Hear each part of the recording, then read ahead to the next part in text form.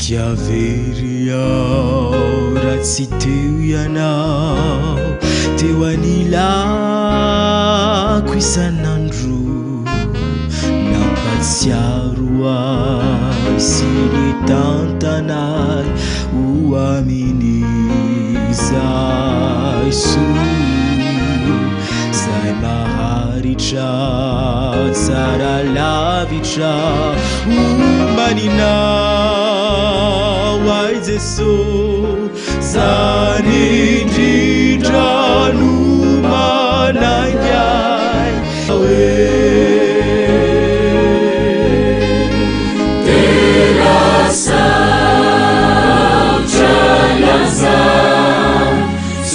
Sana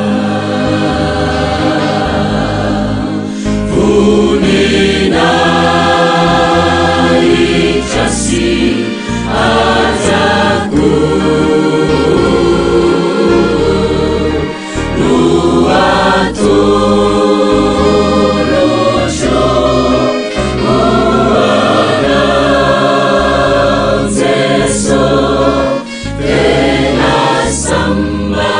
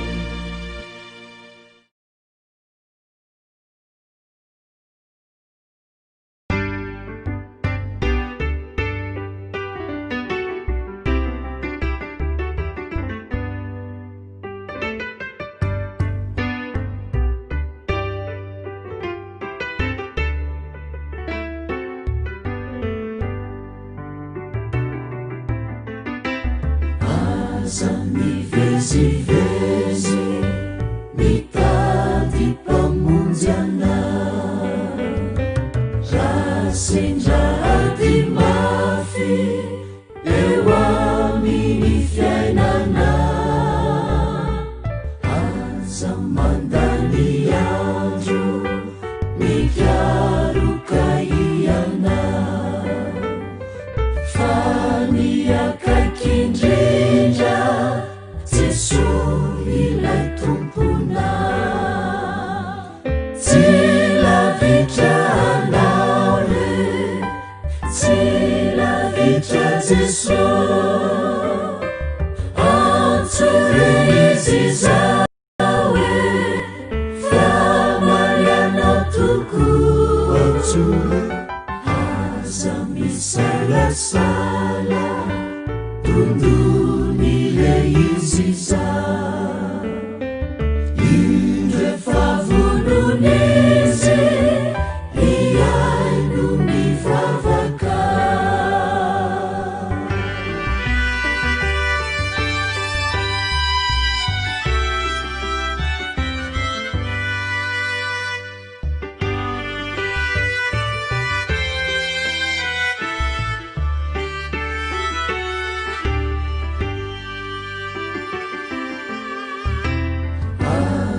Mireni mitady zay tianao aza havezivezy mifosy fanahinao fa niakaiky indrindra Jesolay tompona tsy mba mandao mihitsy tsy sasaka miandrana tsy lavitra anao re tsy lavitra Jesosy antsore izy zao e famalianao toko antsore aza misalasala tondony e izy za indre favolonizy iay no mivavaka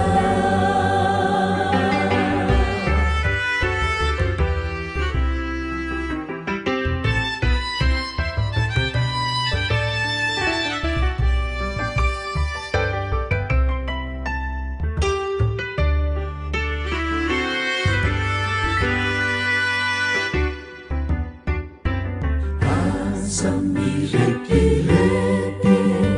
mitady ny tena soa mivolasy arena de samy olo tokoa ka tsao mitsary indrindra mitoetra mandrakizay tanana kanto loatra itoeranao latrizay ireno tsara indrindra tsara mandrakizay tsy mavindy ambola fatolotry ny ray hoany rehetra mino tsy vonony bebaka de tsy mahisy adino fa samy ho sambatra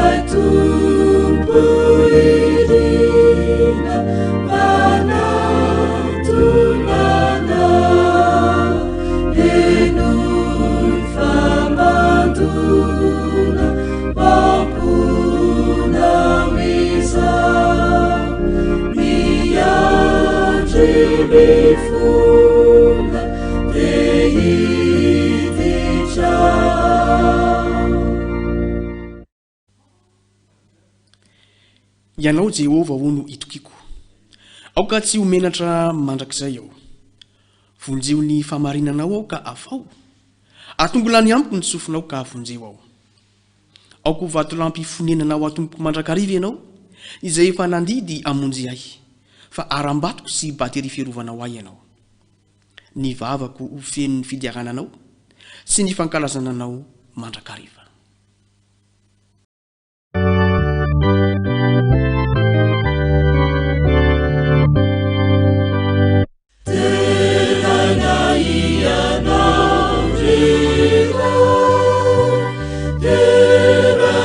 Jesu tumpuna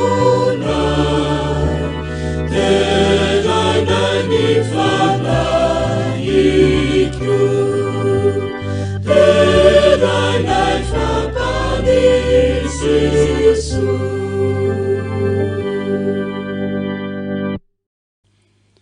ikivavakantsika Andriamanitra rainay tsara sy masindrindanitro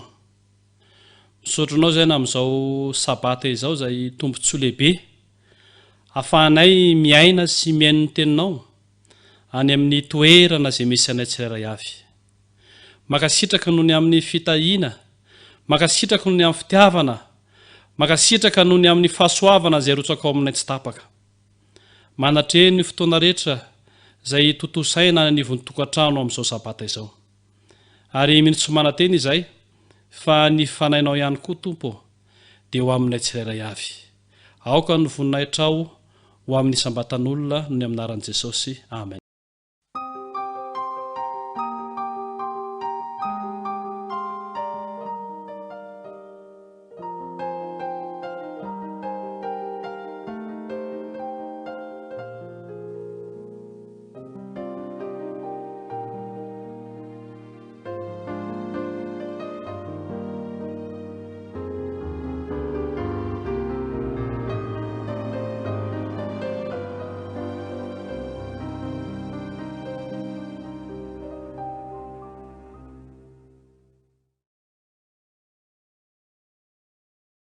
Misaotra an'Andriamanitra isika ary mpijery ajaina isika mpiaino any tokantrano fa noho ny fitahiny sy ny fitantanany dia nahazo tombonandro tratra izao sabata 21 Jolay 2024 izao isokatsika izy dia raintsika ny anarany ny amin'izany famonjeny izany ary dia faly izay miarabanao any amin'izay toerana misy anao nao tokantrano zany naiza mandre ny onjapeo na inkoa manaraka amin'ny tambazotra sosialy enganika ho fen'ny fahasoavan'Andriamanitra isika amin'ity sabata manokana ity melohany irosontsika amin'ny fotoana rehetra dia tianay ny anolotra ho anao ireo mpandraraha amin'ity sabata ity ny tondrany tenin'Andriamanitra dia ny pastora Andrianatrehana Nantenaina ny hanao ny vakiteny dia ny pastora Raherin-Jatovo Arfidy ny fanentanana fanatitra ny Fanompoam-pivavahana mikasika ny fanatitra ny pastora Ratsimbazafy Lalanena ary ny toroteny ho an'ny ankizy ny anabavitsany Andriamparatina Vatsoa sy Andrianomanana Volasoa andehary hideran'Andriamanitra isika amin'ny hira 570.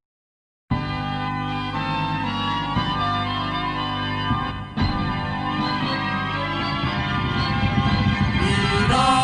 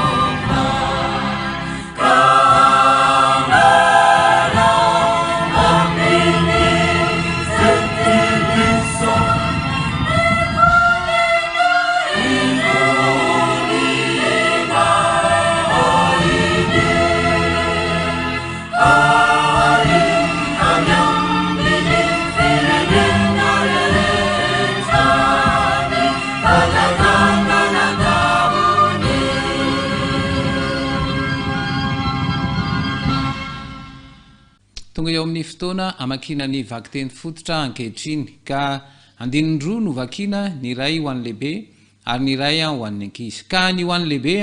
dia hita ao amin'ny eksodosy toko fa 710 ny andininy fa 710 eksodosy toko fa 710 ny andininy fa 710 izay mivaky toy izao: Jehova hiady ho anareo fa ianareo kosa angina. Ny ho an'ny ankizy kosa dia ho hita ao amin'ny Tesalonianina voalohany toko fa 5 andininy fa 7 Tesalonianina voalohany toko fa 5 ny andininy fa 7 mivaky toy izao: misaoro amin'ny zavatra rehetra fa izany no sitrapon'Andriamanitra ao amin'ny Kristy Jesosy ho anareo. Andeha anasanao hiaraka hivavaka mandohalika isika.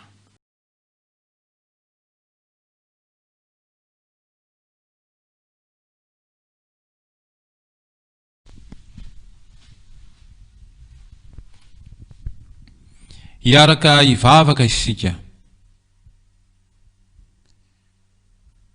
Rainay izay any an-danitro,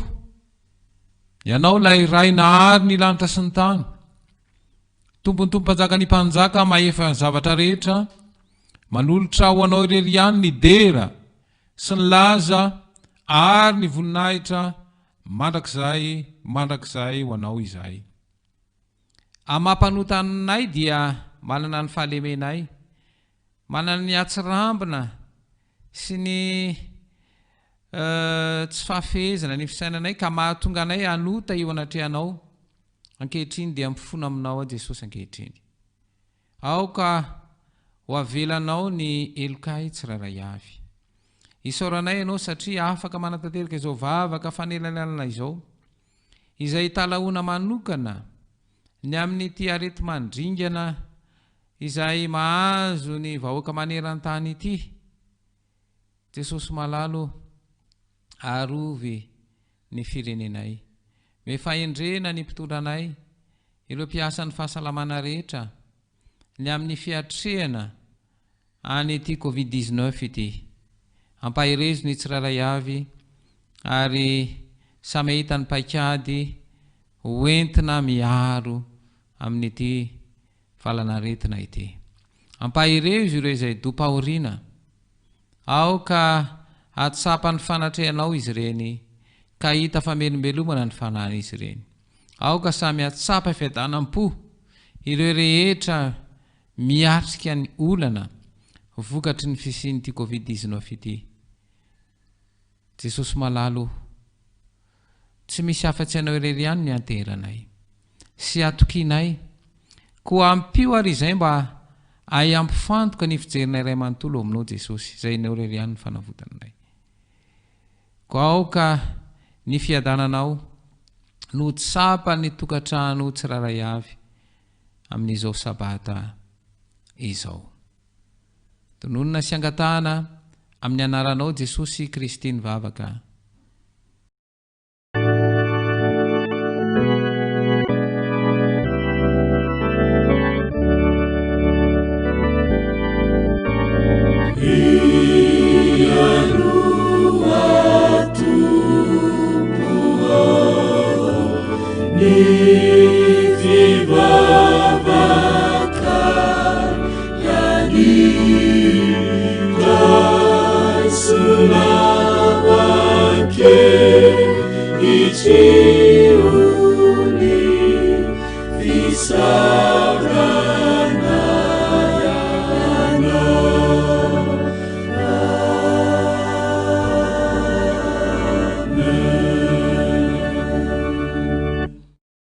Amen.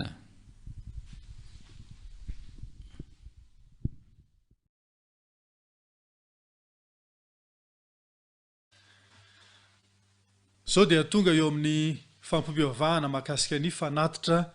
sy ny ampahafolony isika. Koa manasantsika rehetra mba hanangona sy haka izany fanatitra sy ampahafolony zay efa nomanitsika nadritry ny herinandro izany koa dia manasa antsika rehetra any amin'ny tokantrano zay misy atsika any amin'ny toerana zay misy atsika mba haka izany fanatitra izany na avy any anatin'ny poketra na avy any anatin'ny paosy sy ny toerana rehetra satria iroso amin'ny fanatanterahana fanatitra sy ny ampahafolony isika manasa antsika rehetra ary tompoko ivavaka mangina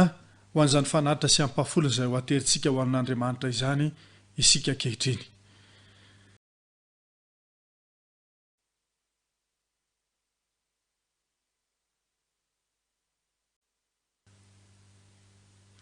Arne Garborg, ilay mpanoratra norvéziana malaza no nanambara ilay quotation malaza manao hoe amin'ny alalan'ny vola hoy izy dia afaka mahazo ny zavatra rehetra ilainao sy irinao ianao. Tsy voatery marina nefa izany fanambaraina izany hoy izy satria afaka mividy sakafo amin'ny vola eo am-pelatananao ianao fa tsy afaka hividy fahasotokomana. Afaka hividy fanafody amin'ny vola eo am-pelatananao ianao fa tsy afaka hividy fahasalamana. Afaka hividy fandriana malefaka na kodo tsara tare amin'ny vola eo am-pelatananao ianao fa tsy afaka hividy torimaso. Afaka hividy fahalalana ianao, afaka hianatra amin'ny toerana rehetra ianao kanefa tsy afaka hanana, tsy afaka hividy farany tantsaina na ovinanao vina. Afaka hividy zavatra mafinaritra anao ianao, zay zavatra mety tianao ianao fa tsy afaka hividy fahafinaretana na ovinanao vina. Eny, mety afaka hividy olona na biby ho namanao koa aza angamba ianao fa tsy havidy fisakaizana na ovinanao vina. Afaka mividy mpanompo ianao fa tsy afaka mividy fahatokina. Afaka mividy lokombolo fotsy ianao ka mandoko ny volonao fotsy kanefa tsy afaka hividy voninahitra na ovinanao vina. Namaranany an'ilay andalateny zay nosoratany dia ozy izy hoe ny vola dia mety ho fonon-javatra maro fotsiny fa tsy ivon-javatra na ovinanao vina. Reo malala, fotoana mety izao anolorantsika ny vola eo am-pelatanantsika mihoatra noho ny tamin'ny lasa rehetra mba hanoanana ny asan'Andriamanitra. Marina fa mandalo toe-javatra sarotra isika ankehitriny, mandalo toe-javatra manahirana ny fiainantsika rehetra ankehitriny kanefa fotoana mety indrindra izao mba hahafahantsika manolotra ny tsara indrindra ho an'Andriamanitra mba hahafahana manoana izany asany izany. Amin'ny fotoana toy izao indrindra no ilain'Andriamanitra vola mba hahafahana mampitombo ny asany sy manafaingana ny fiaviany. Zao ny fanambarana omeny ten'Andriamanitra ao amin'ny filazantsara ny soratan'ny Matio 9:9 ka hatramin'ny faraka amby 20. Aza miary arena ho anareo ety an-tany hoy izy, izay misy kalalao arafesina manimba sady misy mpangalatra mananotrano mangalatra, fa miary arena ho anareo any an-danitra izay tsy misy kalalao na arafesina manimba sady tsy misy mpangalatra mananotrano mangalatra, fa izay toerany arenareo dia any koa ny fonareo. Reo malala, vanim-potoana mety izao amin'ny rahantsika ny fananantsika any amin'ilay banky ny lanitra ka hanoanantsika ny asan'Andriamanitra amin'izay vola eo am-pelatanantsika. Amin'ny alalan'ity fotoana androany ity dia azonao atao sady ny manomana amin'ny fanoanana ny asan'Andriamanitra ka amin'ny fotoana rehetra isiny fotoam-pivavahana dia azonao atao ny manangona izany fanatitra sy ampahafolony izany mba hahafanao manomana sy manoana izany asan'Andriamanitra izany. Azonao atao ny manatra izany any amin'ny mpiandraikitry ny fiangonana misy anao, ary azonao atao ny manoana mivantana sy manolotra mivantana izany vola izany mba hahafahana manoana ny asan'Andriamanitra mandrakariva. Ankehitriny dia hiaraka hanondrika ny lohantsika rehetra isika hivavaka ho antsika rehetra zay hanolotra izany fanatitra izany. Andriamanitra raha inay tsara masina ny an-danitra, isaoranay ny famondram-po lehibe zay mbola atafinao anay, ka na dia mandalo toe-javatra sarotra ary ny tontolo misy anay, dia fantatray fa ny tana maherinao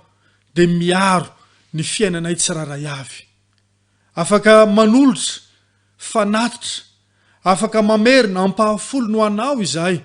amin'ny alalan'izao fotoana zay tanterahanay izao. Ary tianao koa ny anoloranay, ny fonay ho anao, aoka tompo ho anjakanao izany fonay izany. Ireto fanatitra sy ampahafolony zay atolotra ho anao ireto,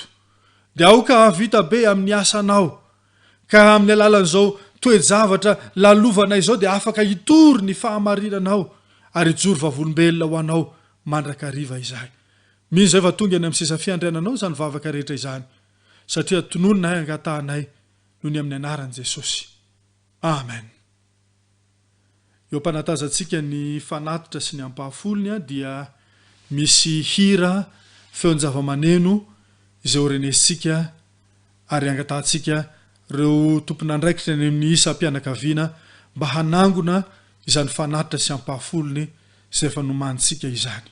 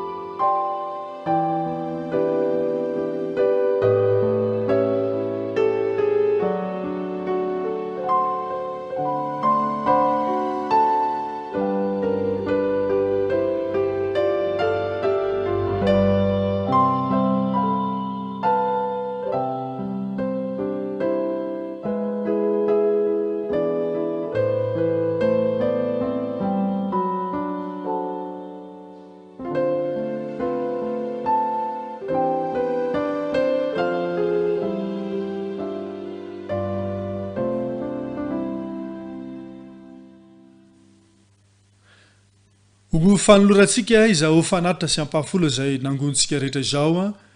dia andao iaraka hanatanteraka hira isika. Raha azonao atao no manao izany hira izany ampitsanganana dia manasanao izay mba iaraka itsangana aminay. Ny hira 400 no iarahantsika amiredona ho fanolorantsika izany fanatitra sy ampahafolo izany. O ny fanatitra iarahantsika manatanteraka izany hira izany.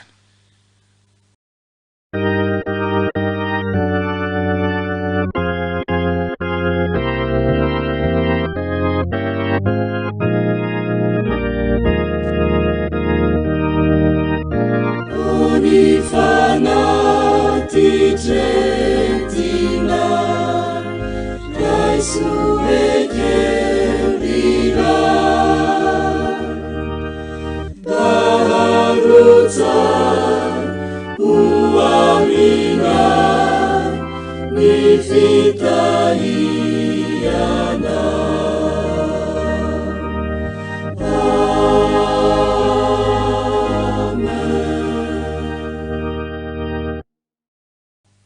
Amen.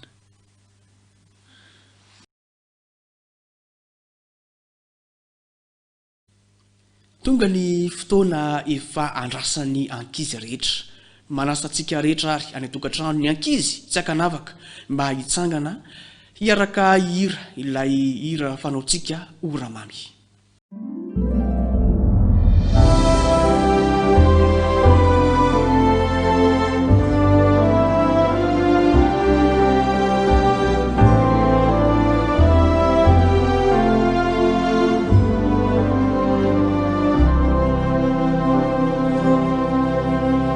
Shine, la la la, oh, Jesus, who is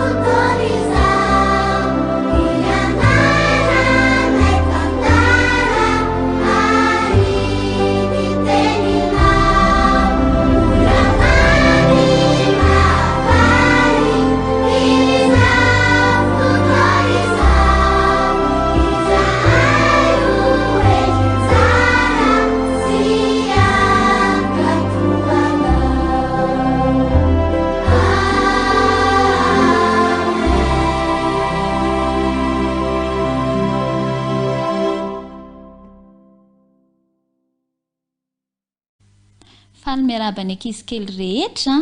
mino aho fa efa nira mafy be daholo teo sa tsy zany ndao isika araka hivavaka mba hanomboka ny fotoana manokana ho anareo. Vavaka isika. Andriamanitro, misaotra anao indray izay ankizy no tahinao ka tratry ity sabata ity, ary misaotra ihany koa satria manana hafatra manokana ho anay ianao. Da io ary izao fotoana izao ary miasa mampony ankizy tsirairay avy mba hahita fitombona eo amin'ny fiarahana aminao tokoa izahay. Amin'ny anaran'i Jesosy. Amen. Androany indray rakizy ny hafatra hoentina ho anareo dia amin'ny alalan'ny tantara kely iray izay nitondra ny lohateny manao hoe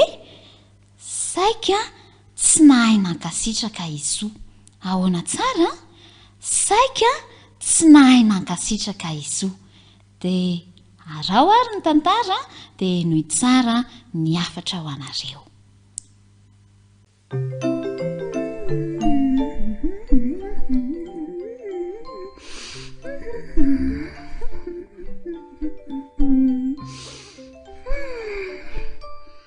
Saki izany ohatry nona be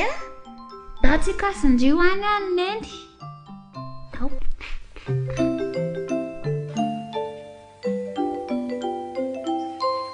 Ay sary neny sasany efa nona be za to dia katy amin'ny latabatra zay efa sasatanao. Dia ampiasaketo dia. Neny ao. Ahoana e? Aizy nefa zay efa nona be efa ty ambony latabatra. Ay ianao efa ao e. Efa vita ny sakafo ka ianao sisa nandrasa. Neny laoka tiako be. Tena le tianao indrindra mihitsy. Sosisy, sako. Ao am'le tianao ka. Zany ve hoe. Ao ary. Tsara, sady tsara be ny lokony. Dia mbola misy io mbola misy fanampiny. Kosa rangao. Fa ina indray e. Ireo zany tsara. Za koa ne iara-hinana aminao e. Neneneny natao sakafo. Fa tsy tiako olo indray ary e. Tonfe. Nenkofa ngaty sosisy. Za koa nge iara-hinana aminao e. Jereo tika mbola nanao betsabetsaka jereo.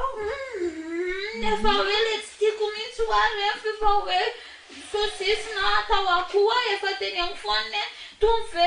ina koa zao ty tsy karoty ve? Ory zanako mba ianinao tsara aloha. Tongolo verina natao sakafo no lefanona be. Tsara aloha. Ny sakafo reny ange reny le nataon'Andriamanitra ho tsara indrindra ho antsika e. Ka voatabia zany tsy tsara. Fiza milazanao fa tsy tsara ny voatabia e. Dia jereva nataony ny desera vetoniny na gâteau fa manina raha ohatra hoe ary atao hamburger ny ana rehefa zany. Enoinao ary enoy tsara nge zanako. Enoy io neny. Enoy jery amin'eny aloha dia enoy tsara neny. Tena tsika manana masinina kely be da be ao anatiny ao. Manana vavony ianao iny manapotika ny sakafo sa tonga dia voapidirina dia lasa mivoaka. Dia manana fo kely ianao manana atidoha, manana tsinahy misy be da be mihitsy nanamboaran'Andriamanitra ao anatiny ao. Dia tonga tiny.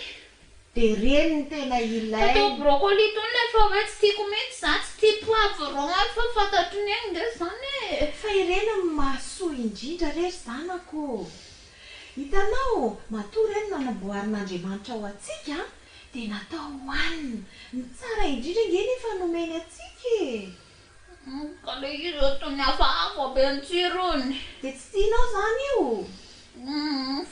Dia ho tenentsika mba gâteau. Dia ho tenentsika zany Andriamanitra hoe aza mena ny tontsolontsika atao ty ary teneko amin'Andriamanitra hoe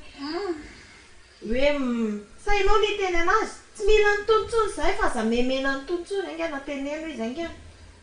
Izy efa manome tsara indrindra ho anao dia ianao lazainao fa tsy tiany daholo izay omeny anao nefa mahasoa an'le masinina kely be da be anao ao anaty ao le izy. Jerenao nge ty zao aiza zao karaoty. Io zao mahatonga masonao mahita tsara. Jereo nge anao zao manao solomaso foana e. Io zao manampy anao mba hahita tsara. jere zao misy betrave eo dia ty hoe tsara tsy farany tsara ireny sy mahasoa indrindra misy tsara ho an'ny fiarovana ny tenanao tsy ho tratry ny aretina indrindra ny coronavirus zao sa ianao fa teo voan'ny coronavirus manampy ny tenanao io hanotra ny aretina rehetrarehetra reo no mampitombo ny hery fiarovanao reo sakafo reo reto voankazo reto rehefa mery mihinana an'io ianao dia lasa mahery be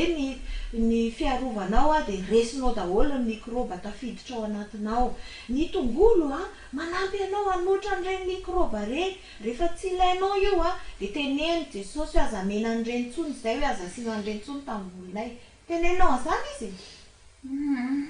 mamianatra be zany tsy neny teny amin'ny Jesosy an'izany vo mamianatra be fa manina zao ianao menatra an' Jesosy miteny an'izany ko hoe meny Jesosy hoe dia asaina verina dia izay ary dia manina zao io raha hohanina satria fantatrao fa manome tsara indrindra ho anao Jesosy dia hohaninao io zany satria izy ange tsy manome zavatra ratsy zany marina dia mahasalama anazy zany ty tany an' Jesosy tena mahasalama isaory Jesosy aingana nanome anao an'io zavatra ko zay efa nanabesaka to dia hinana nga ianao tsy isotra an' Jesosy indray na mila an'io jereo sady isan-karazany lokony ay vavaka zany aloha dia mihinana vavaka dia mihinana vavaka Jesosy eo misaotra anao sakafonay misaotra satria kay ty be anay ianao dia manome sakafo mahasalama dia taio izay mba tena ho salama tsara misaotra Jesosy eo amen tonga dia mahazo mihinana an'izay hoany tsara be ahoana eka le izy tsara marina mana mazotoa any andramako zany ty brocoli ty andramo ange taloha tony le veriko fa ratsy tsara tsara be ka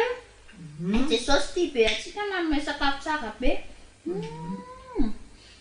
dia tsy fidifidy sakafo tsony manaraka matanjaka be zany zao fa mihinana an'le izy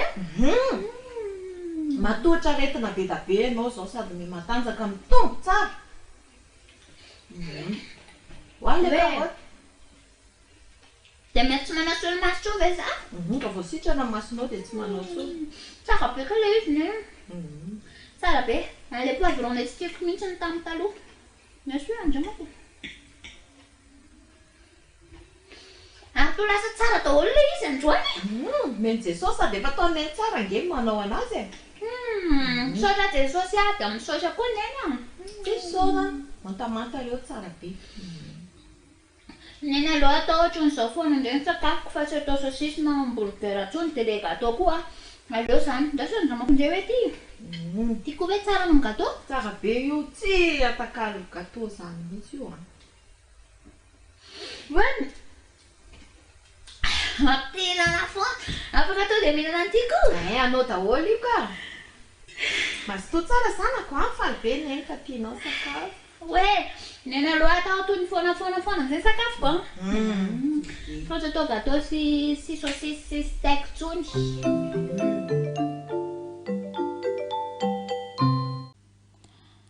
azonareo tsara ve le tantara teo rakizy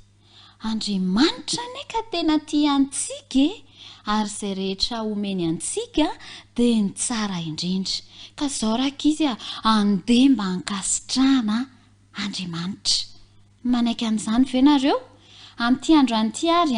andeha ho tadiditsika ny lesona izay niraisintsika tao anatin'iny tantara iny ka andao raha antsika mamerina ane hoe ny lesona hoay androany dia manao hoe Andriamanitra dia fitiavana manome ainy tsara indrindra izy ankasitrahako izay rehetra omeny andao ne averine ireo lesona hoay androany Andriamanitra dia fitiavana manome ainy tsara indrindra izy ankasitrahako izay rehetra omeny rankizy eo tadidinareo koa ve le toko sy andiny novakiana ho antsika teo aiza moa misy an'le izy ie ao amin'ny Tesalonianina voalohany toko 5:17 andao ne raha namamerina satria tokony ho tadidina koa iny androany misaora amin'ny zavatra rehetra fa izany ny sitrapon'andriamanitra ao amin'ny Kristy Jesosy ho anareo. Andao averina farany ary atao mafy be mihitsy. Isa 2:3. Misaora amin'ny zavatra rehetra fa izany ny sitrapon'andriamanitra ao amin'ny Kristy Jesosy ho anareo. Manaiky ve ny ankizy hoe hisaotra an'Andriamanitra ary hankasitraka amin'izay zavatra rehetra omeny antsika isan'andro isan'andro satria tena tiantsika izy? Manaiky daholo ve? Raha manaiky ary nareo dia omeo cœur ary Andriamanitra e! Mahafinaritra, samy nanome fitiavana nanolotra ny fony ho an'Andriamanitra ny ankizy rehetra. Andeha hoe tsika mbavaka izany fanapahan-kevitra izany. Hivavaka tsika rakizy. Andriamanitra misaotra indrindra anao izahay ankizy satria ka izay tena tianao ary ny zavatra rehetra omenao anay dia ny tsara indrindra. Manomboka androany Andriamanitra dia manapa-kevitra izay ankizy mba hisaotra sy hankasitraka anao amin'ny zavatra rehetra koa miasa ao am-ponay ary tanterao eo amin'ny fiainanay izany. Misaotra indrindra Andriamanitra fa amin'ny anaran'i Jesosy ny ivavahanay. Amen.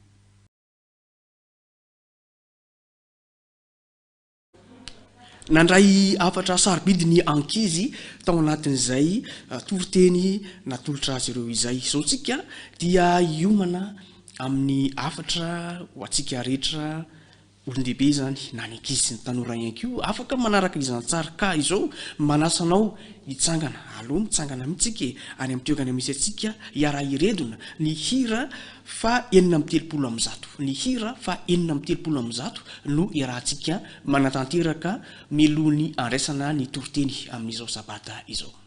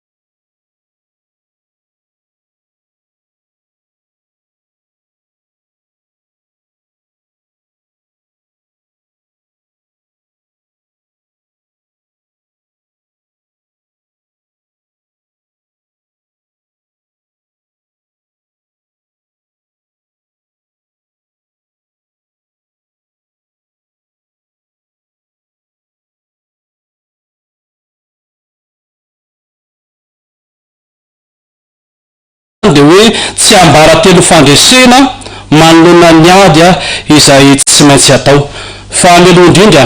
ny anozatsika ny fandinena zany ten'Andriamanitra zany a dia manasatsika ny tokantrano a mba hiaraka ivavaka tsika iantso ny fanatrehan'ny fanahy masina mba ahafahany fanahy manokatra ny fotsika mampivelatra ny fomba fijerintsika ka takaratsika izay tiany ten'Andriamanitra ambara. Vavaka tsika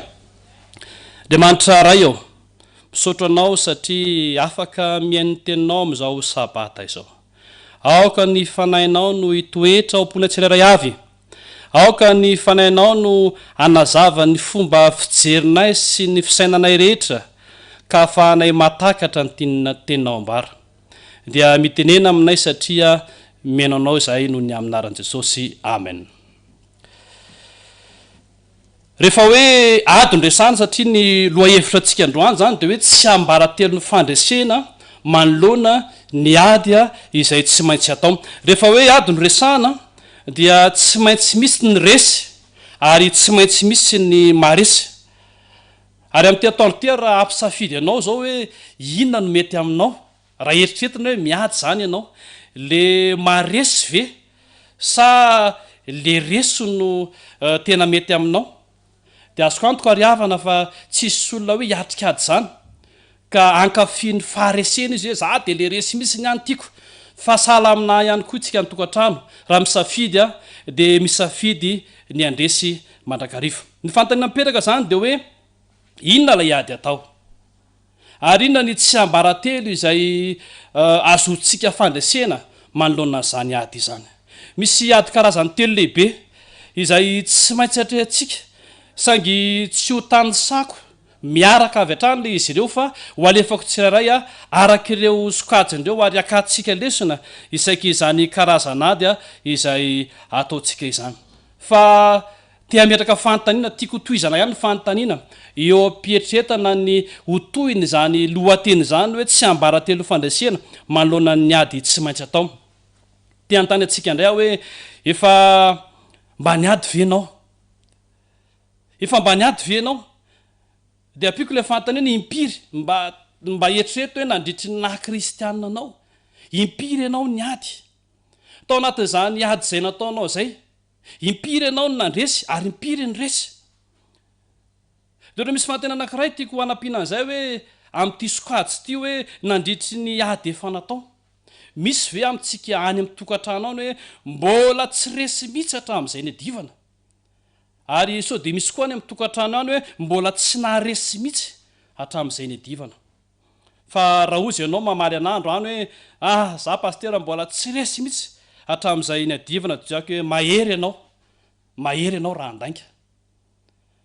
Ary raha ozy ianao indray hoe za pastera ohatrany efa resy foana esaiky ny miady,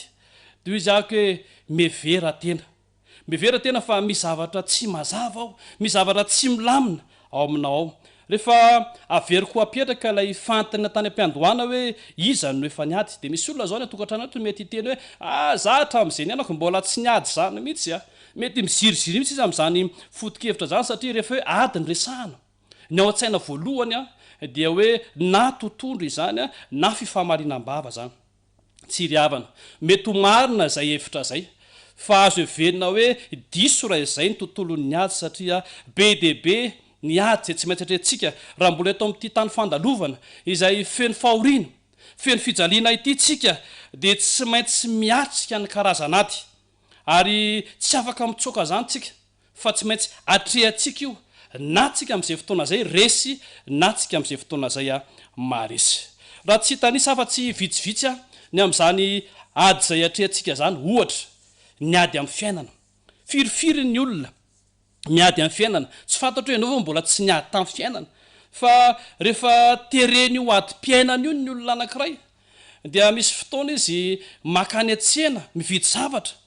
dia tonga ihany koa ny ady varotra, ady faharosady zay ny hitatsika, ady varotra fa mba mikafiran'leo am-pelantanana mba sitrany ay misy ambony ny zavatra ny vola hoentina any an-tsena. Ary rehefa mandinika an'izany fahasahiranana izany ady-piainana izany ady varotra tsy maintsy atao izany ny olona anankiray dia tonga amin'ny ady-tsaina izy,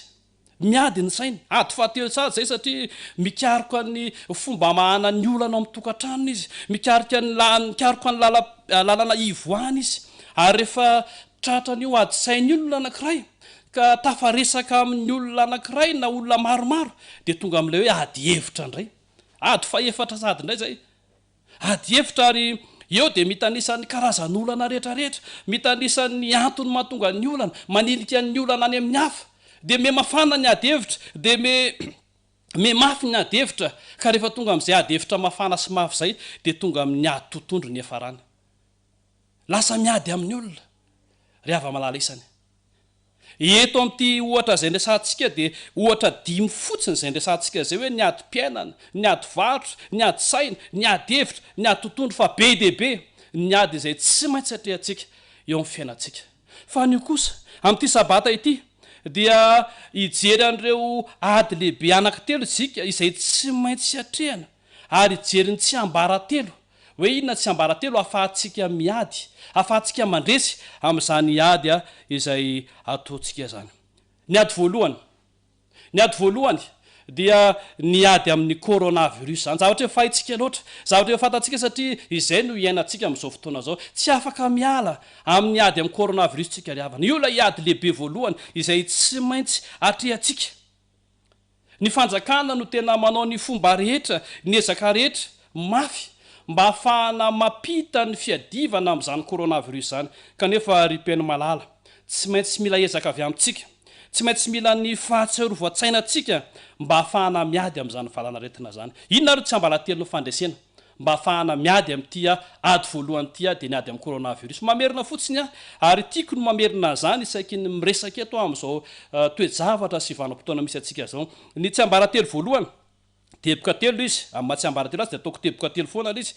raha iady amin'izany coronavirus zany tsika dia ny fanarahana ampitandremana ireo fepetra ara-pahasalamana rehetra izay efa ampitaina amintsika isan'andro ohatra hoe ny fanaovana arovava resana amin'izany fanasana tanàna matetika amin'ny rano sy ny savony resana amin'izany fampiasana ireo ranom-panafody mamony sy manala ny mikroba resana amin'izany ny fanajana ny elanelana ray metatra resantsika amin'izany hoe rehefa mikohaka na mievina dia ampiasaina ny latsi-tsandro mba ahafahana miaro an'izany resana amin'izany hoe tsy mandrora na mandreoaka etsiaroa izay zany no ampany amin'ireo tsy ambaratelo voalohany izay edina amin'ity coronavirus ity dia ny fitandremana ireo fepetra ara-pahasalamana ireo ny tsy ambaratelo faharoa mba ahafahana miady amin'ny coronavirus koa ry havana dia raha vao ahitana ny sotraretina atsika reto manaraka reto dia tsy tokony salasala mihitsy anatona ny toeram-pijaboana na ny dokotera mba ahafahana misoroka ny fitarany na ny fitombony zany aretina zany dia ny mikoa maina zany zay mety ho arahana hafanana mety ho arahana tenda marary ary mety tonga hatramin'ny tsy fahenona fofona na tsirokanina tonga hatramin'ny fahaseporana izay no tsy ambaratelo faharoa mba ahafahantsika miady amin'ny coronavirus raha vao mipotra ireo zavatra miseho ireo dia mila manatona dokotera atsika ary tsy misalasala manatona ny toeram-pitsaboana inona ny tsy ambaratelo fahatelo mba ahafahana miady amin'izany coronavirus zay tsy maintsy adivantsika ary tsy maintsy atrehantsika zany dia tsy inony zany ry raha lasianabavy malala misany fa ny fampitomboana ny hery fiarovana amin'ny finanana ireo sakafo isan-karazany amin'ny fanaovana fanatanjahantena ary misy koa ny fanasanantsika itanandro ao anatin'ny foloka hatramin'ny 15 minitra amin'ilay malefadefa-kiny ireo teboka telo ireo zany raha fitiantsika ity ady voalohany ity dia ny ady amin'ny coronavirus dia ireto ilay tsy ambaratelo voalohany zany dia hoe manaraka ny fepetra ara-pahasalamantsika izay efa nitanitsana teo ahafahantsika miady amin'ity coronavirus ity izay tsy maintsy atrehantsika dia mila manatona toeram-pijaboana sy ny mpitsabontsika rehefa miseho amintsika ny sorotra retina ary ny fahatelo kosa ny tsy ambaratelo fahatelo ahafahana mandresy ity coronavirus ity dia mila ny mampitombo ny hery fiarovana atsika ao amin'ny vatantsika mba ahafahana manoatra zany avelako eo iny izay no ady voalohany tsy maintsy atrehana tsy valapatra amin'iny fandaotsika hiditra sady hoe inona indray ary lay ady lehibe faharoa izay tsy maintsy horesentsika ary tsy maintsy akatsika lesona hoe inona tsy ambaratelo ahafahana mandresy izany ry ava malala isany ry mpiaino malala isany atreto raha diniana ny toejavatra misy am'ireo taremarika na arakisa dia eo amin'ny 10 hatramin'ny 15 isanjaton'ireo vita fitiliana no mitondra izany otry karetina coronavirus zany fa ity valana retina anankiray ity kosa dia mahazo ny 7 isanjato ny ponina am'izao tany misy atsika zao dia gagangambonareo hoe inona indray zany vaovao ratsy lazain'ny pasteur milaza loza indray pasteur tsy ry havanao amafisiko fa ny 7 isanjato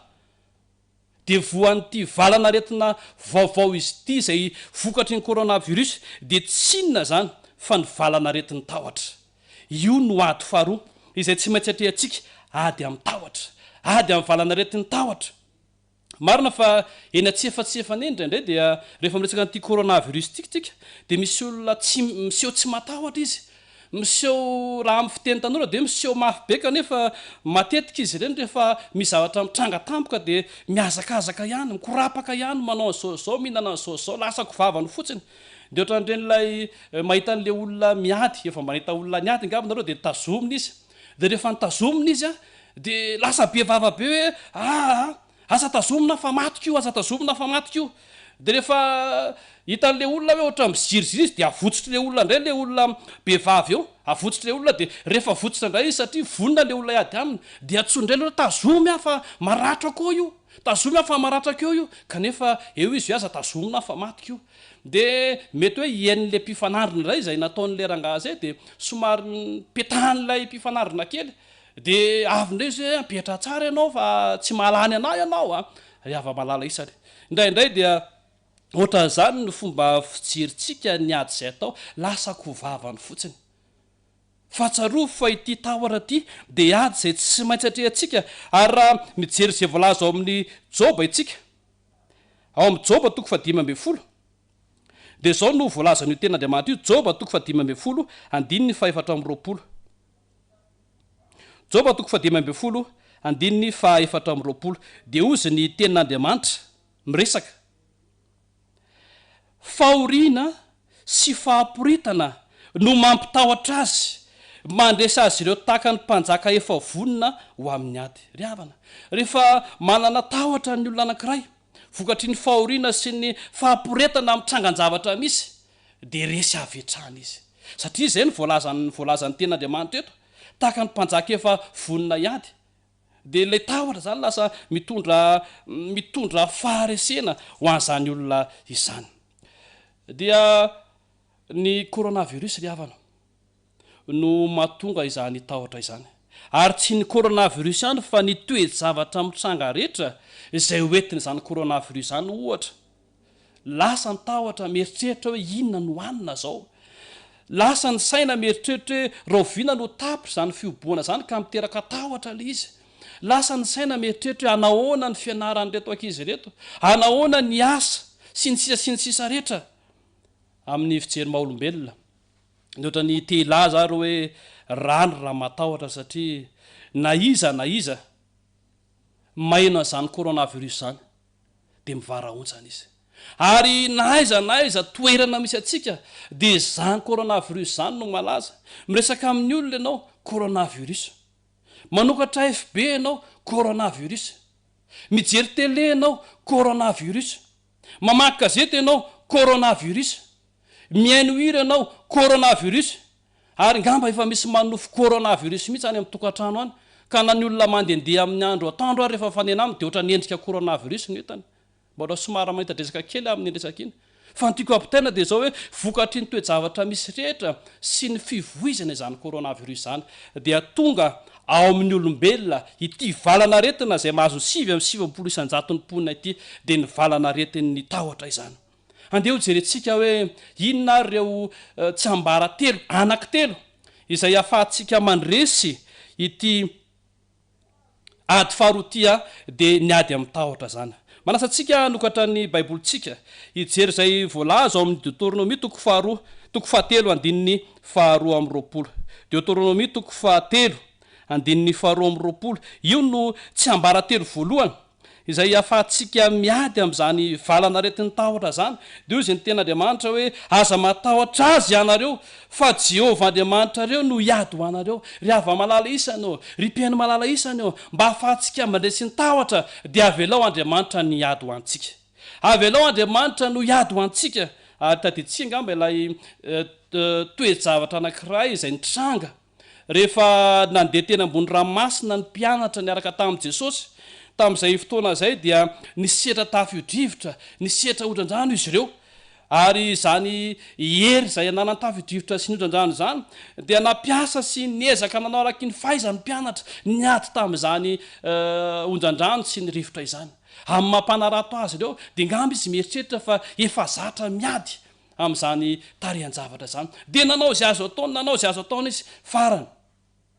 nieritreritra izy fa horendrika izy ireo tonga atao aminazy ny tahotra tsy arak'ilay afanampony tany voalohany tsy arak'ilay fiheverany tena fa afaka miady amin'izany onja sy ny rivotra zany izy dia niantsoantso izy tompo Jesosy amin'io anaty lakana efa haitsika zany tantara zany tompo vonjeo izahay maty izahay naony izay no avelanao faty tsy ry havana tsy Jesosy no namela azy ireo iady rery fa ry zareo no ny safidy iady rery fa rehefa ambavahoana ny fahafatesana izy efa andohalika ny rambary de tsarony ihany fa kay misy Jesosy afaka miady aminy eo rehefa malala isany avelao Jesosy iady ho anao raha tiatsika ho resy zany tahotra zany satria taditsika tsara fa ny teny fotsiny izy teny fotsiny de efa resy ny ranomasina izay nanonja ny teny fotsiny de efa ireso zany rivotra izany ka raha velanao Jesosy iady ho anao raha velanao Jesosy hipetraka ao amin'ny lakam-piainanao sy ny tokantranonao dia afaka mandresy izany valana aretin'ny tahotra izany isika tia andresin'ny tahotra avenao avelao Jesosy iady ho anao tsy ambaratelo faharoa afahantsika mandresy ity valana aretin'ny tahotra ity ry havana izay ady faharoa tsy maintsy atrehantsika dia zay voalaza ao amin'ny Salamo 5:7 Salamo 5:7 rehefa vakitsika izany teny zany amin'ny anaran'i Jesosy dia zao no voalaza Salamo 5:7 manao hoe Jehovah Tompo ry hery ny famonjena ahy manarona ny lohako amin'ny andro fiadiana ianao ny tsy ambaratelo faharoa ry havana ahafahana miatrika nyity ady amin'ny tahotra ity amin'ity valana aretin'ny tahotra ity dia mifidy an'Andriamanitra ho herintsika mifidy an'Andriamanitra ho arotsika satria amin'ny fotoana iadiana hozy izy dia hery Andriamanitra ary amin'ny fotoana iadiana dia anarona ny lohantsika Andriamanitra rehefa misaraka amin'Andriamanitra zany tsika dia tsisy mihitsy ny fanantenana ny fandresena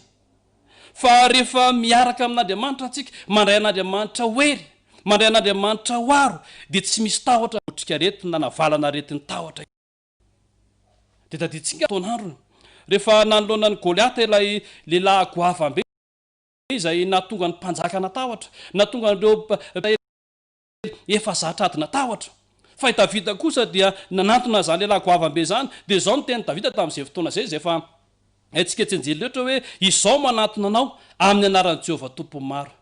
taditsika tamin'izay fotoana zay ihany koa fa azo ny zanak'Israely fandraisana ry havana satria Davida dia nandray an'Andriamanitra ho heriny Davida nandray an'Andriamanitra ho ariny ka raha tianao no andresy raha tiatsika ny andresy izany valanretin'ny tahotra zany dia meteza ianao andray an'Andriamanitra ho hery meteza ianao mandray an'Andriamanitra ho aro tahaka ny fampitombona ny herintsika rehefa miady amin'ny coronavirus tsika dia sahala amin'izany koa ny ilayntsika hery hiadivana amin'izany tahotra izany dia ao amin'ny Deutéronomie toko voalohany diny faharoa amby efapolo dia misy zavatra oatra zao izay resahany io ten'Andriamanitra io rehefa miresaka n'ity tsy ambaratelo faharoa ity tsika Deutéronomie toko voalohany andininy faharoa amby efapolo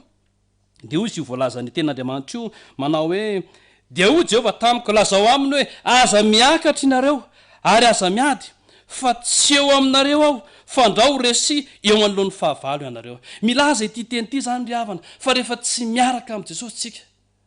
rehefa tsy mandray an' Jesosy ho herintsika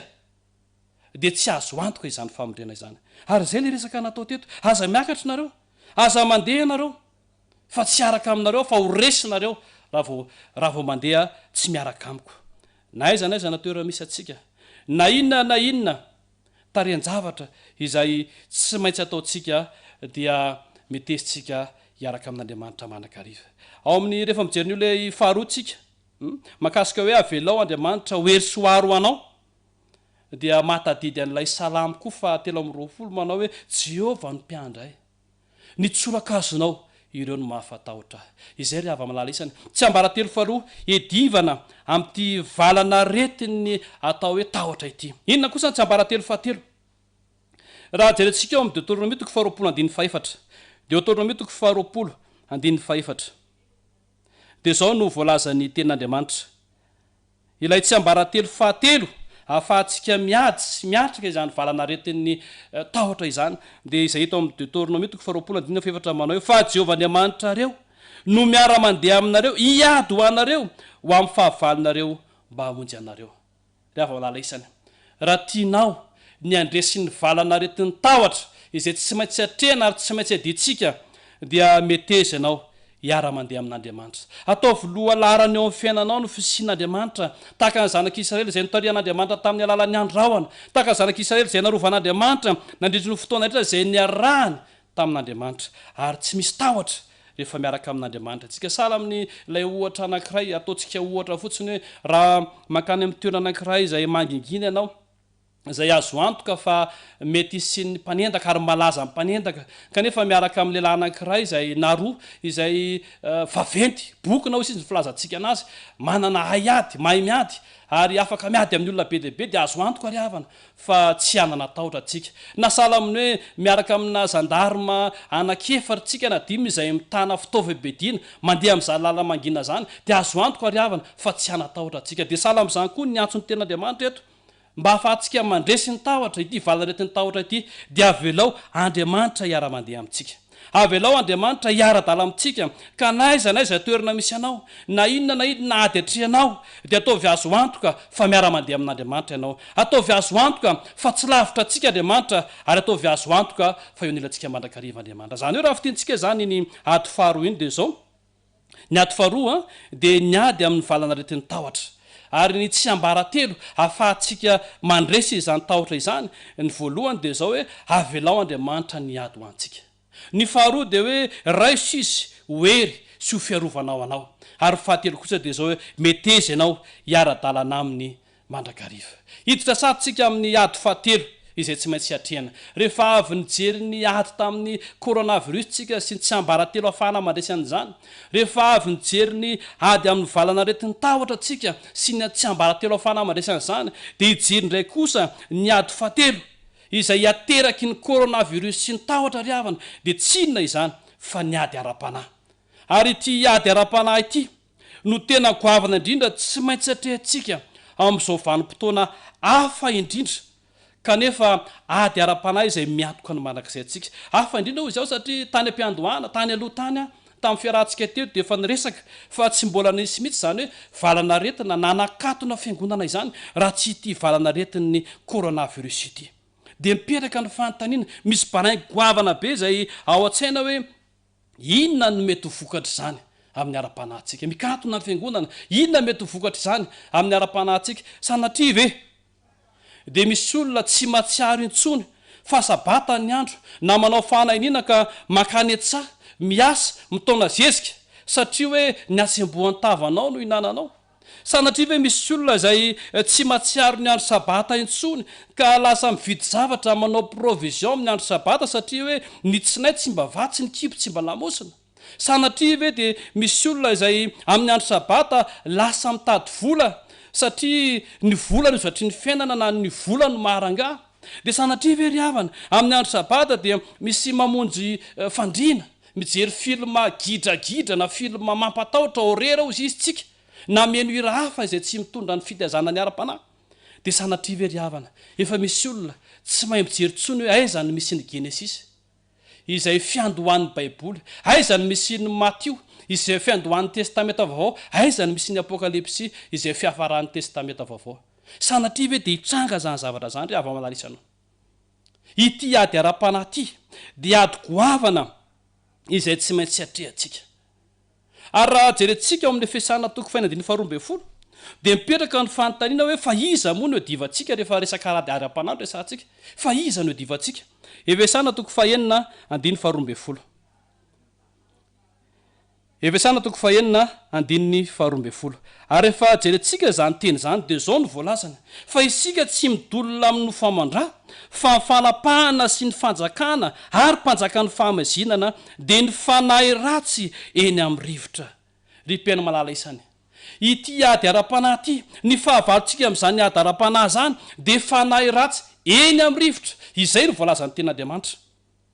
Satana no resaka eto, dia volo no resahana eto. Ary amin'ny maha-olombelona dia ataona tokoa moa ny ady amin'ny rivotra. Iza no mahasamy laza fa afaka miady amin'ny rivotra izy. Tsy haiko efa nisy fotoana avy eo ianao mba efa tratra zany hoe nandaka rivotra zany, ary rainy amin'ny baolina moa ianao no mandaka rivotra, dia mezany olona ianao. Ohatra nitako ery ny apôstôly Paoly rehefa niresaka la hoe mamely tontondro izy fa toy ny mamely rivotra, dia azoko an-tsaina hoe ahoana zany mamely rivotra zany, tsy misy voanao eo, tsy misy fiatraikana kolona izy, kanefa ry havana. Dia izany no fahavalo tsy maintsy divantsika amin'ity ady ara-panahy izay tsy maintsy hatrehana aty. Rivotra no fahavalontsika, eny misy ny Satana, eny amin'ny rivotra iny, dia eny no miasa izany herin'ny maisina zany. Tamin'ny herinandro ity tsika dia naheno fa misy vaovao zany izay milaza fa hoe mbola velona eny amin'ny rivotra ao anatin'ny 3 ora eo ilay mikroba. Saingy ity mikroba ara-panahy ity kosa ry havana. Ity mikroba ara-panahy izay mandeha eny amin'ny rivotra ity kosa ry havana, dia tsy mety maty izy io, tsy maty ady indray, tsy maty ady intelo, fa tsy mety maty izy io mandra-piavy ny tompo eny amin'ny rahaolon'andra. Dikan'izay hiady amin'io foana atsika. Izay no mahatonga ana amin'ny teny hoe anisan'ny ady goavana izay tsy maintsy hatrehantsika izany ady ara-panahy zany. Rehefa miresaka tsika ady ara-panahy dia tena ady no resahana eto fa tsy sarinady. Tena ady no resahana fa tsy sarinady, tsy fisehosehony velana fotsiny zany hoe zava-panahy zany hoe za mivavaka be, za manaraka fandarina, za ohatran'izao. Tsy fisehona ara-panahy no resahana fa fandresena amin'ny ady ara-panahy izay tsy maintsy ataotsika. Dia miperaka amin'izay ry fanontaniana hoe inona amin'izay ry tsy ambaratelo mba ahafahantsika manana fandresena amin'izany ady ara-panahy izay tsy maintsy hatrehantsika zany. Io ady ara-panahy izay miantoka ny famonjenantsika io, io ady ara-panahy izay miantoka ny mandrakizay antsika io, rehefa tafavoaka amin'io tsika, inona ny tsy ambaratelo ahafahantsika miatrika izany ady ara-panahy izay tsy maintsy hatrehantsika zany, izay ateraky ny coronavirus, izay ateraky ny valana retin'ny tahotra, ary ateraky ny zavatra rehetra izay mitranga, dia tsy maintsy misy izany ady ara-panahy zany. Ny tsy ambaratelo voalohany, anankitelo ihany koa no resahako amin'ity tsy ambaratelo ity. Ny tsy ambaratelo voalohany dia izay hita amin'ny apokalipsy toko 7 andiny faraky ambin'ny folo. Inona tsy ambaratelo voalohany izay lazain'ny ten'Andriamanitra raha ohatra ka te aombontsika amin'izany ady ara-panahy izay ataontsika zany. Te hanana fandresenantsika amin'izany ady ara-panahy izay tsy maintsy hatrehantsika zany. Apokalipsy toko 7 andiny faraky ambin'ny folo dia zao no voalazan'ny ten'Andriamanitra: ho afainganao tany mafy izay anananao mba tsy siaka ny sadrom-poninahitra ao. Teo aloha tsika dia nilaza fa ity ady ara-panahy ity ry havana, ny fandresentsika amin'io dia miantoka ny mandrakizay antsika, miantoka ny famonjenantsika. Dia eto ny ten'Andriamanitra dia manome vahaolana izy, manome torohevitra izy mba ahafahantsika mandresana io, dia zao hoe tany mafy izay anananao mba tsy siaka ny sadrom-poninahitra ao, mba ho azontsika ilay famonjena, mba ho azontsika ilay fiainana mandrakizay, dia mila mitana itsika izay ananana. Fa inona moa io fananana mila tazomin'io e? Tsy ny ry havana fa ny ten'Andriamanitra izay hoarin'ny ten'Andriamanitra ihany amin'ny arenana feniny. Io lay ananantsika io, ary ny fahamarinana raketiny io lay tanantsika io. Tany mafy izay anananao, mitana ny fahamarinana izay rakety izany ten'Andriamanitra izany. Tadio tsara fa io ten'Andriamanitra io no nandresen'ny Jesosy any Satana rehefa nakafana an' Jesosy izy nandritry ny 7 andro sy 7 alina izay nifadian' Jesosy hanina tany anefitra. Resy tamin'izany alalan'ny fitazomana ny ten'Andriamanitra zany i Satana, satria io no nampiasain'i Jesosy hiady amin'ny fanangolena izay ataon'ity ratsy ity. Ary indraindray dia mety resahantsika hoe ahoana ny fomba fitazomana ary, ahoana le hoe mitana ary. Raha ohatra ka ny tenin'Andriamanitra ilay tanana, dia ahoana le hoe mitana. Dia ndao tsika andray sary anohatra, ianao hoe fa nisy fotoana misy vola eny ampelatananao dia niazakazaka mafy ianao, niazakazaka mafy ianao, ary rehefa tao anatin'ny fotoana tsy napoizina dia nianjera ianao. Dia nisy fotoana avy ianao mianjera fa maratra fa ny vola mbola voafianao eny an-tanana any. Azoko antoka fa efa tratra zany ianao, satria izaho miresaka aminao dia efa tratra zany ohatra zany. izany natao hoe mitana na inona zavatra mitranga na ny enjera ka nitondra ratra izany ny vola voafiany any an-tanàna ihany dia atao voatra zany tsy ny volana ny tanàna mafy ry havana fa ny tenin'Andriamanitra no asaina tanana eto raha ohatra ka tiatsika ny andresy amin'izany ady ara-panazy tsy maintsy atrehantsika zany asa ihany koa andaotsika mbola na ohatra anankiray makasika le hoe mitana mba ahafahantsika mahakasy tsara ahoana zany no ataotsika rehefa mitana izany famarina tenin'Andriamanitra izany ndao etretina hoe niazakazaka tsika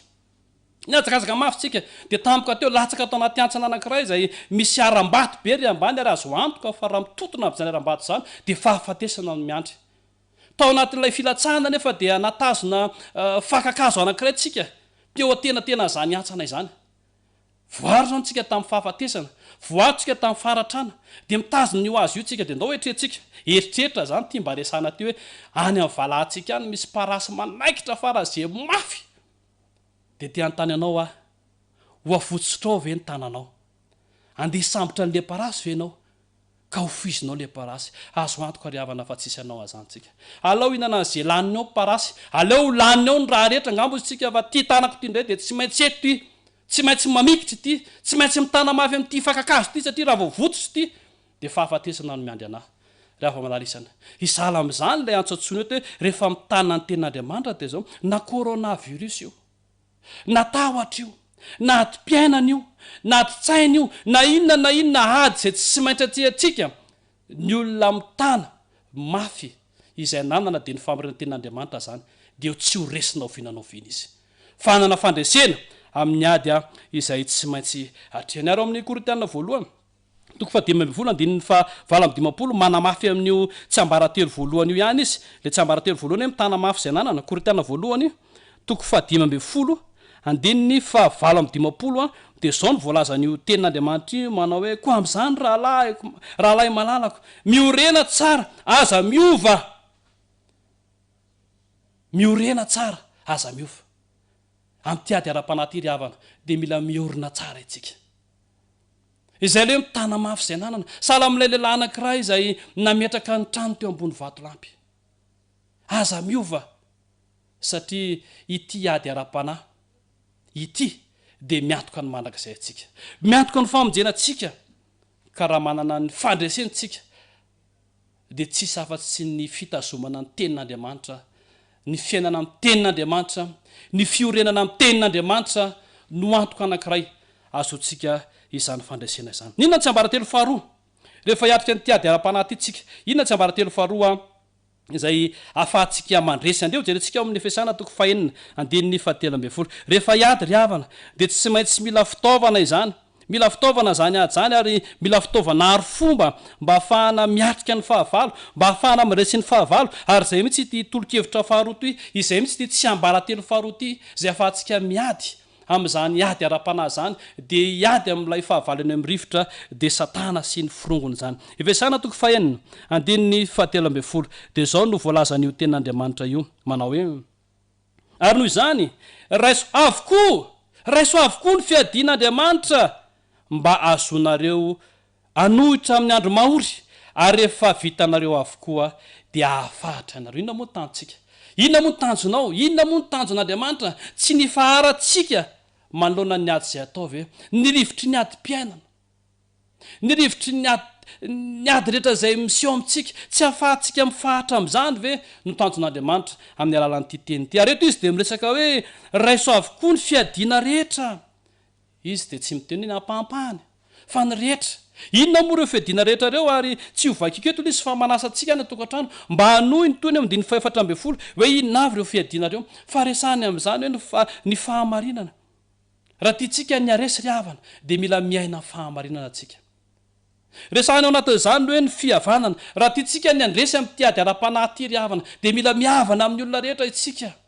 resahana ao anatin'ity fitaovam-piadiana ty ny finoana raha tiatsika ny andresy ny ady ara-panahy ry havana amin'ny ady ara-panahy zay tsy maintsy ataontsika dia mila manana zany finoana izany tsika mba ahafahantsika mijoro na inona zavatra misy atsika resahana ao anatin'ity fitaovam-piadiana ty ny famonjena tokony hanana fanantenana mandrakarivotsika fa ao ambadiky izao fahoriana zao ao ambadiky ny coronavirus ao ambadiky ny valana retin'ny tahotra dia misy ny famonjena ry havana raha ohatra ka mitana tsara zay nanantsika resahana ao anatin'izany fitaovam-piadiana izany ihany koa ny fananana ny tenin'Andriamanitra ary raha diniatsika tsara io ten'andriamanitra toy ny eo amin'ny efesana toko fahina diny fefatra ambe folo tsy manaraka io diniatsika hoe inavy ny asan'ireo fitaovam-bedinareo dia manarona ny vatan'ny olona hatrany atapon-doha ka hatrany am-palade zany voaritsika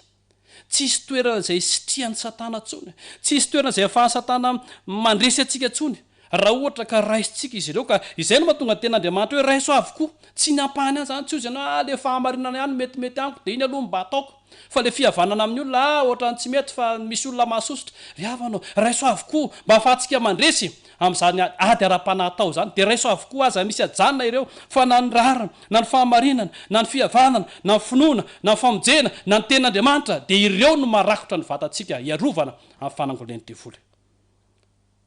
andriamanitra dia maniry ny ananantsika fandresena ao anatin'izany ady tsy maintsy atao izany inona nyo tsy ambaratelo fahatelo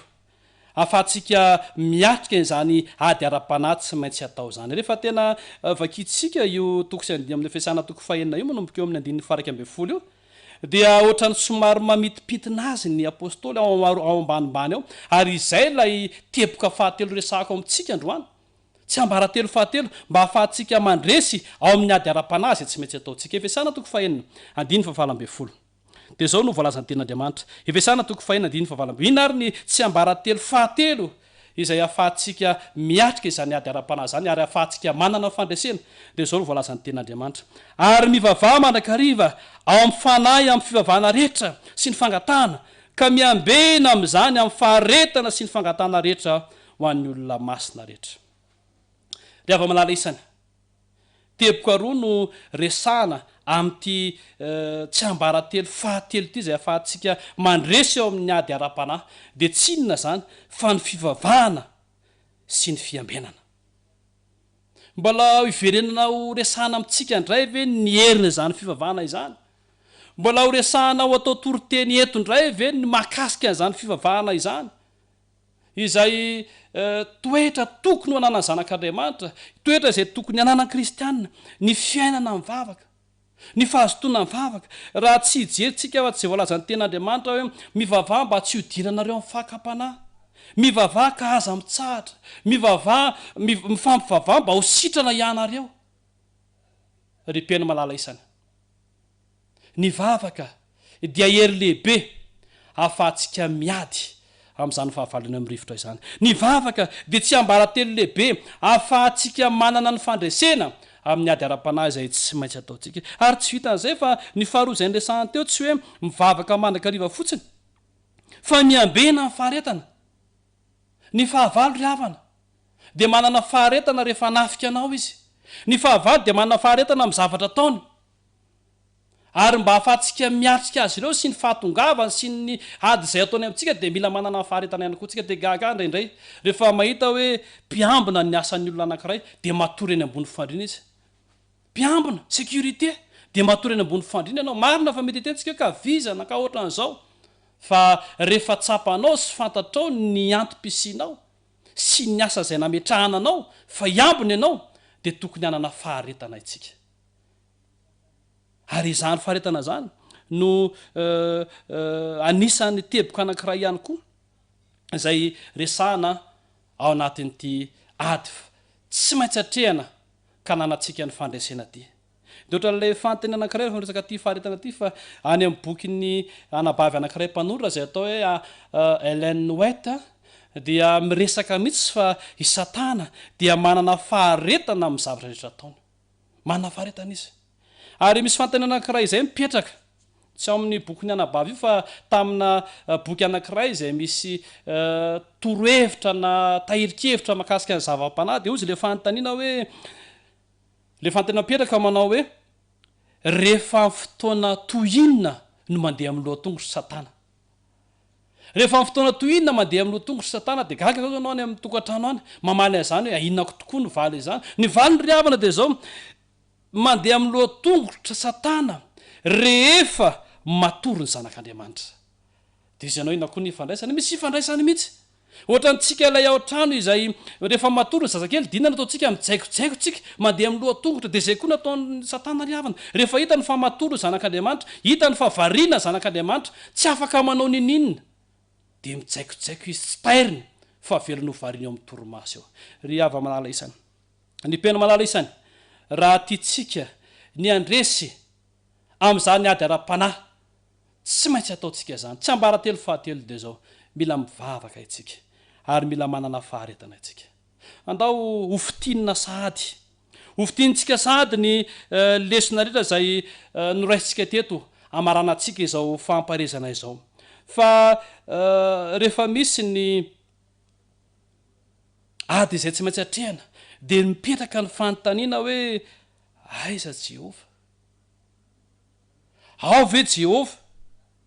eto aminay ve Jehova ary izany fanontaniana zany ry havana dia nipetraka teo amin'ny zanak'Israely hoe aiza Andriamanitra eto aminay va Jehova rehefa nisy ny ady amin'ny etaeta vokatry ny tsy fisiany rano tany amin'ny tany efitra tamin'izany fotoana izany dia naka ny fanahany Jehova zay mitsy le voalaza tena Andriamanitra dia naka fanahany Jehova zanak'Israely dia nanontany hoe ao ihany vi Andriamanitra eto vi Andriamanitra ary indraindray dia latsaka ao anatina fisalasalana sala amin'izany ihany koa rehefa miatrika ny ady rehetra tsy maintsy atao hoe mba eto ihany vi Andriamanitra kanefa amin'ity ataondro ty ry havana dia izay voalazan'ny Efesianina izay voalazan'ny Exodosy azafady 4:40 andininy 4:40 no tiako resahana amintsika dia zao no voalazan'ny ten'Andriamanitra io Exodosy 4:40 andininy 4:40 dia zao no voalazan'ny ten'Andriamanitra vakitsika amin'ny aran'i Jesosy zany teny zany Exodosy 4:40 andininy 4:40 manao hoe Jehova iady anareo fa ianareo kosa angina aza be menimenina rehefa miatrika ny ady aza matahotra rehefa miatrika ny ady aza be fanontaniana rehefa miatrika ny aza be aya rehefa miatrika ny ady aleo Jehova ny ady ho antsika fa zao arao fotsiny fepetra rehetra dia anjaran'Andriamanitra ny sisa amarantsika tanteraka ary izao fotoana izay ny rahantsika zao dia ndeo fitintsika vetivety ireo ady anankitelo lehibe izay tsy maintsy atrehantsika ary ho fitintsika ao anatin'izany ihany koa ireo teboka telo isaiky ny ady dia tsy ambaratelo fandresena manoloana an'izany ady atao zany ny ady voalohany amerindresina zany tsika zany zao ny ady voalohany dia ny ady amin'ny coronavirus tsy ambaratelo fandresena dia ireo teboka telo reto voalohany fanarahana ny fepetra ara-pahasalamana rehetra fanatonana hôpitaly na mpitsabo rehefa misy tranga mampiahiahy ary mampitombo araka izay azo atao ny hery fiarovana izay ny ady voalohany tsy maintsy atrehantsika ary io tsy ambaratelo fandresena raha te andresitsika ny ady faharoa tsy maintsy atrehana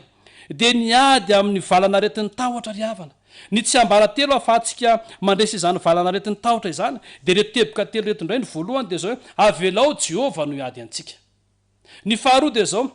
raisy izy hoery fiarovana ao antsika ary fahatelo dia zao hoe metezy ianao hiara-dalana amin'ny mandrakariva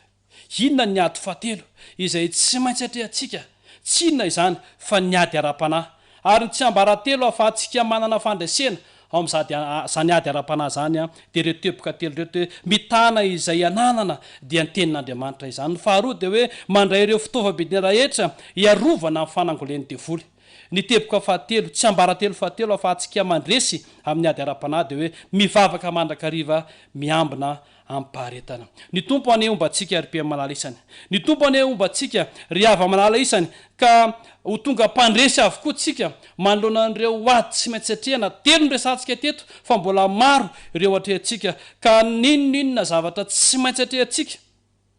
raha ho avy ilay mpanjaka izay namany mpandresy dia samy miandova ny fiainana manak'izay ny atsika tsiraray avy ny tompo hitahantsika amen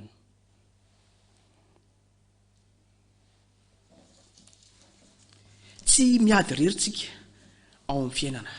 fa misy ilay mpiady mahery miady ho anao miaraka amin'ny tarika ambasadorantsika amin'ity hira anankiray ity miady ho anao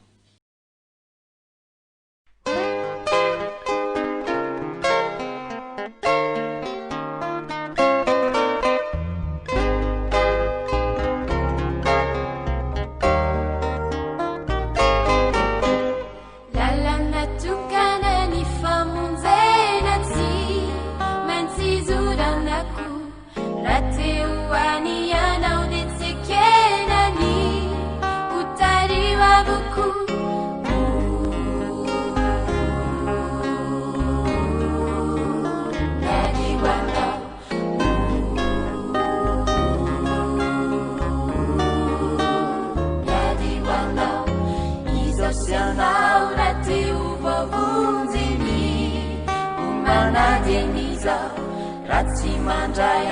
Jesu pamunzidi yauveriana Jesu numyadi Jesu numyadi wanao kuat pecawa mingin tanau fai sinumyadi wanao izare chamisakana izurana bauani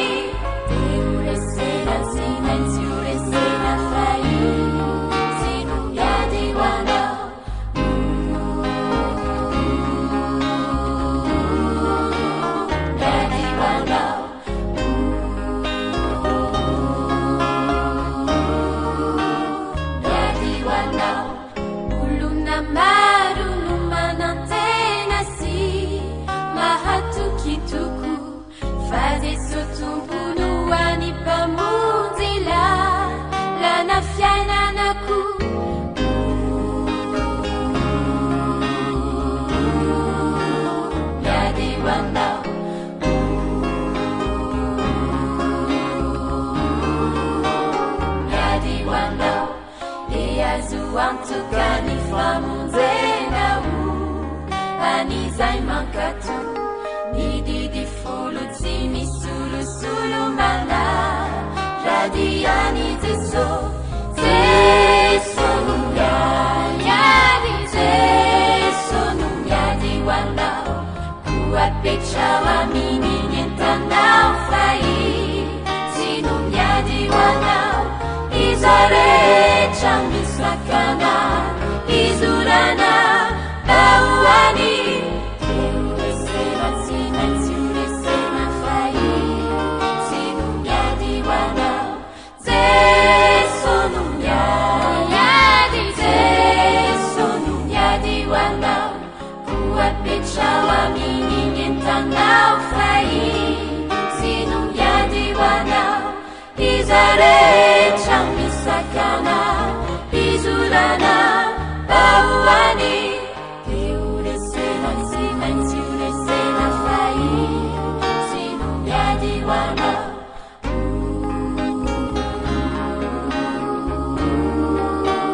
myadi wanao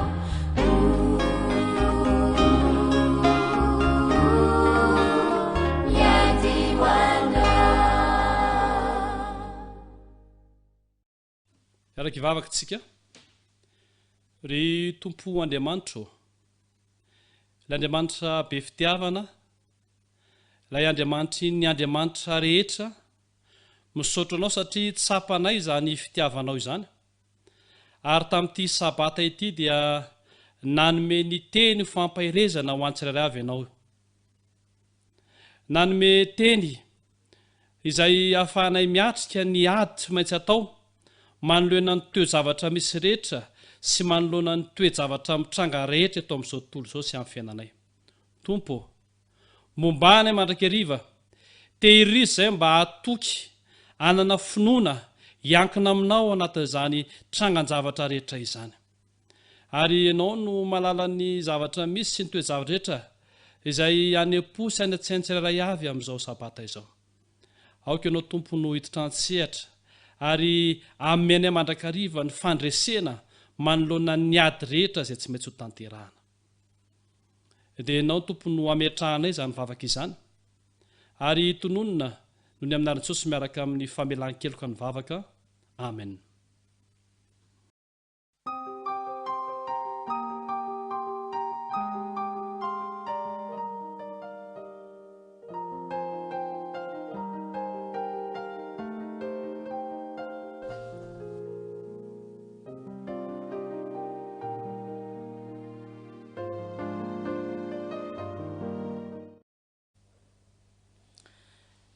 Isaorantsika Andriamanitra amin'ny zavatra rehetra ary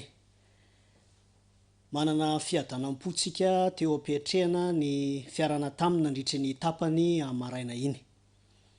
Isaorana koa isika tsirairay avy tamin'ny fiombonana amin'ny vavaka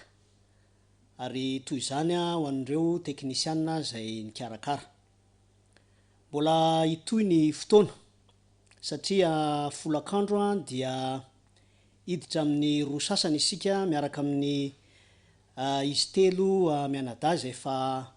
mitondra atsika ao anatin'ny fifampaherezana ary aorinan'izay a dia hiaraka amintsika eto a ny pastora andreparatina fanera sy andreparatso ernest hitondra atsika amin'ny famaranana ny sabata koa ambara zany a fa aorina keliny zao filazana izao noho ny antony ara-teknika dia ho tapahana kely a ny mivantana fa miverina eto isika mieloha indrindra ny amin'ny ro sasany dia mirary fahasoavana ho atsika tsirairay avy ao anatin'izao sabata izao.